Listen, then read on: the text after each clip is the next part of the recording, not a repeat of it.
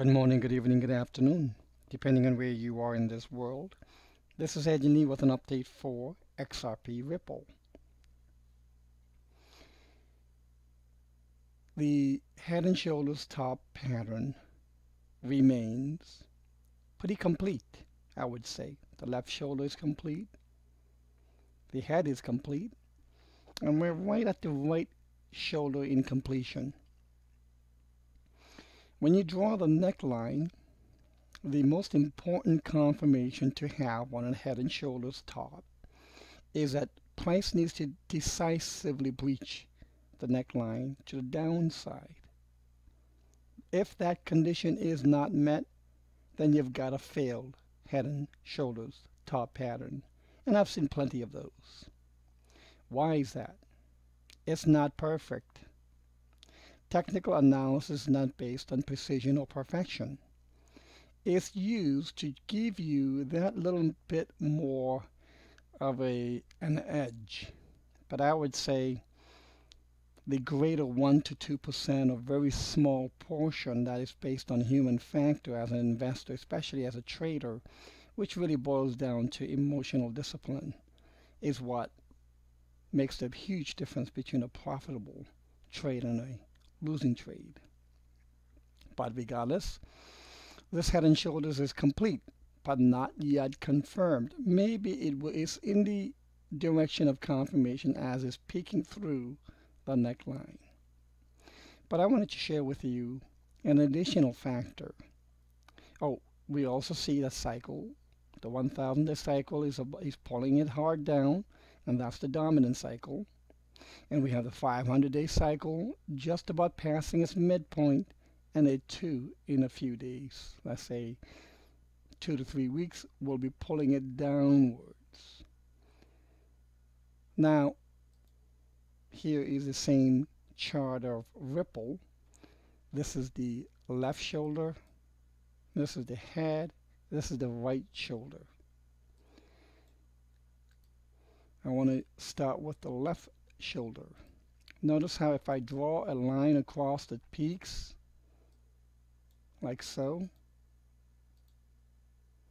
and then if I draw a line across the bottoms, what do we get? This is called an ascending right triangle. You get the top trend line as horizontal, and you have an angled rising bottom trend line when you connect the bottoms. This is bullish, and thereby price ripped through the top and peaked at 330 or so, and that makes perfect sense. A rising ascending triangle is a continuation bullish pattern.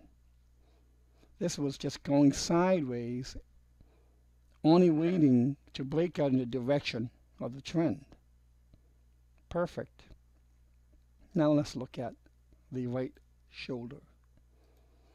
If I draw a line across the tops, I get a declining trend line.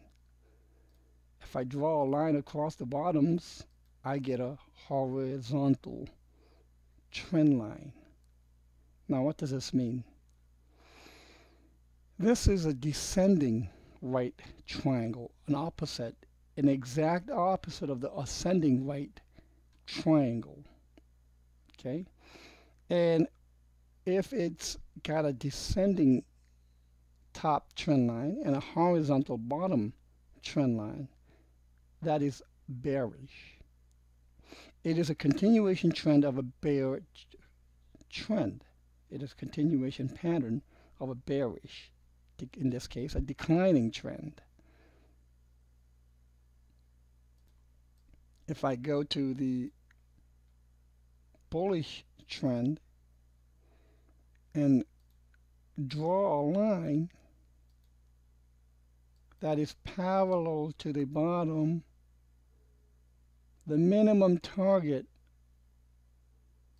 was somewhere at around, let's say, 64 cents to 91 cents.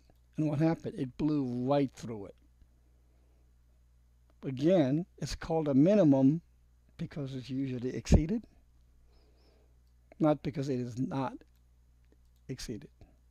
So again, this purple line stays parallel to the bottom rising line.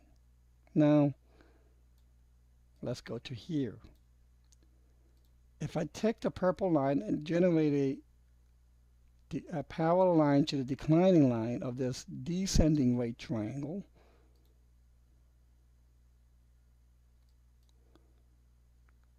the minimum is calling for, say, somewhere in the range of 10 to 9 cents. Okay? What I do is I bring the price to the current, so it's hitting at, I'm sorry, 12 cents. But as time progresses, it declines and gets lower and lower. Look at that, see? So at current time, it's at 12 cents. But let's say price wants to do a rise to hit the top trend line and decline. Maybe do one more rise and a decline, but still well ahead of the apex. Okay, and the reason why I say it should be well ahead of the apex is because look at this. This broke out way ahead of the apex, hence the greater the power. Okay, now, if the apex is here, but instead, let's say the price just wants to do one rise and then decline, still a good distance from the apex. So as time for that takes place, now we are at around 11 cents. And let's say it bounces around a little more, it takes a little more time. As time is eaten more, it should go sub 10 cents for the minimum target. Just like here, it blew through the minimum. And I believe if it blows through the minimum here, we're going to go to approximately somewhere in the range of, let's say, 3 to a penny, 3 cents to a penny. I think what we are seeing here just on a pattern perspective, and how this here on the right shoulder on the pattern perspective is a near exact opposite in signal and pattern type. It's pretty interesting and something that really shouldn't be ignored, especially by those bulls who would still lash out, innately lash out to anyone or any analysis that disagrees with their current long position holdings. That's very childish.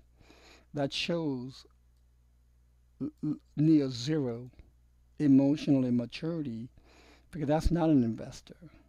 That's not a trader. That's a child who's going to bring his account to zero with that kind of an attitude. And you can spot those people instantly based on what comments they write. What they are doing is they are projecting the fear of such a decline outwards in an uncivilized comment, an uncalled for comment. So, for those of you who have an ear to listen and incorporate outside analysis, I hope you found this analysis on Ripple to be helpful. Have a great day.